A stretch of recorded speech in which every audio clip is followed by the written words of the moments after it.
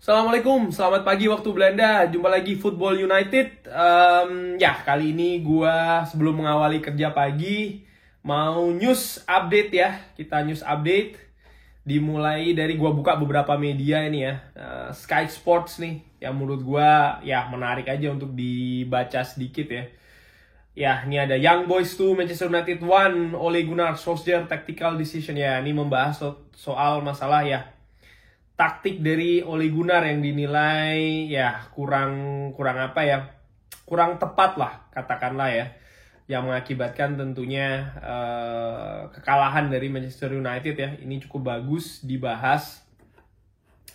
Lalu ada berita lain dari Express. Nah, ini juga nih kaitannya dengan kekalahan kemarin ya. Antonio Conte would consider dalam tanda kutip Man United job in Premier League return him. Ya, gua sih kurang begitu percaya jujur ya, karena ini kan ada berita ini karena kemarin kalah, lalu Ole Gunnar gue juga heran ya sekarang duduk di kursi panas lagi, mulailah dibahas lagi kan penggantinya dan lain-lain, dan menurut gua sih ya ini hanya berita angin lalu saja ya. Di Manchester Evening News ada berita tentang siapa dulu nih, Paul Pogba. Ya, Paul Pogba bereaksi ya tentang kekalahan kemarin untuk dia ingin bounce back ya. Nah, which is buat gue ini yang lebih penting ya menghadapi West Ham. Kita boleh kalah melawan Young Boys, memang kekalahan memalukan ya, di luar dugaan. Tapi yang lebih penting adalah bagaimana kita bisa bounce back ya. Kita bisa comeback lagi menghadapi West Ham, dan ini yang gue nantikan. Lingard send message to United fans ya, kurang lebih ya ini ada kata-kata terakhir ini ya, mistake happen in football but we pick up ourselves up and go again ya. Gua sangat setuju ya, mistakes itu terjadi di sepak bola macam-macam bentuknya, dan ya sayangnya kemarin dia yang melakukan dan sangat fatal ya. Tapi again, gimana kita bounce back ya. Oh ya, ada kejadian. Jadi Cristiano Ronaldo itu tidak sengaja ya, dia melakukan tendangan kalau nggak salah, lalu mengenai seorang wanita steward ya, dan sempat agak sedikit ya kesakitan. Lalu Ronaldo mendatangi dan akhirnya memberikan jersey ya, dan orangnya juga senang. Lalu ada berita apa lagi nih?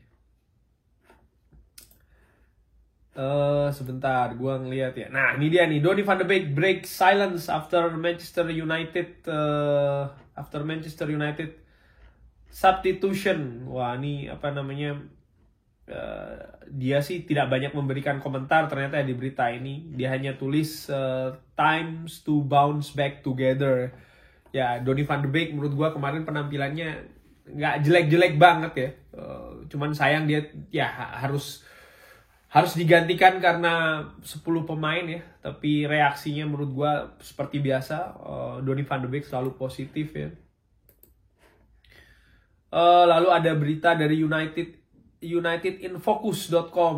Nah, ini dari Jerman ya. German press react to Jadon Sancho slow start at Manchester United ya. Ini dia pemain yang kita datangkan dengan harga cukup mahal, dengan waktu yang cukup lama juga ya, dari Borussia Dortmund. Ya, salah satu yang ditulisnya adalah salah satunya karena pressure yang berbeda, which is gue setuju sih, pressure-nya di Dortmund gimana tidak sebesar pressure di Manchester United ya. Dan menurut media ini itu salah satu faktor yang besar ya, di samping juga itu tadi lack of rest ya. Kurangnya waktu istirahat, kurang lebih demikian ya. Menarik sih analisanya sedikit ya. Dani Olmo dikaitkan dengan Manchester United. Ini berita ya agak sedikit aneh sih. Villarreal boss Emery sends warning to United ya, karena menurut gua ini dengan kekalahan kemarin ya menghadapi Young Boys, Atalanta dan Villarreal semakin pede menghadapi Manchester United. Makanya di 2 pertandingan besok di kandang ya, menghadapi Atalanta dan Villarreal di Champions League ini cukup penting bagi Manchester United ya.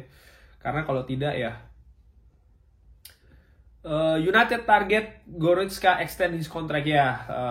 Dikabarkan salah satu target ya, Leon Goretzka ini sudah menandatangani kontrak perpanjangan nih dengan Bayern Munchen.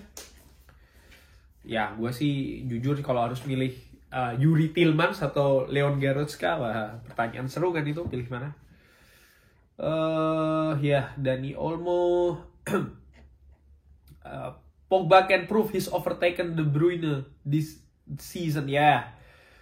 Di dalam hal assist ya, buat yang pasang FPL tuh, Paul Pogba nih asisnya lagi bagus ya, bisa dulang poin walaupun harganya ya lumayan sih ya. Next kita ke express.co.uk lagi ya. Manchester Champions League embarrassment in final straw in Solskjaer 100 million transfer veto ya.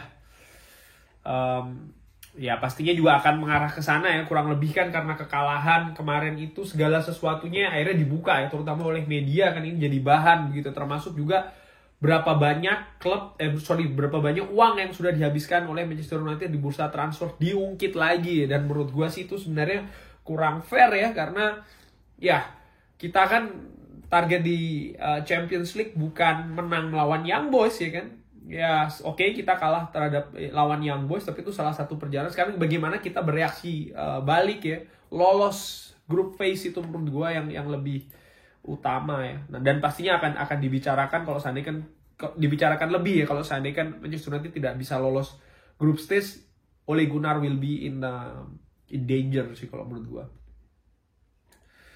Ya, ini ada kabar Transfer Express. Fabrizio Romano has provided an update on the future of Manchester United midfield Paul Pogba ya. Ya, menurut gue sini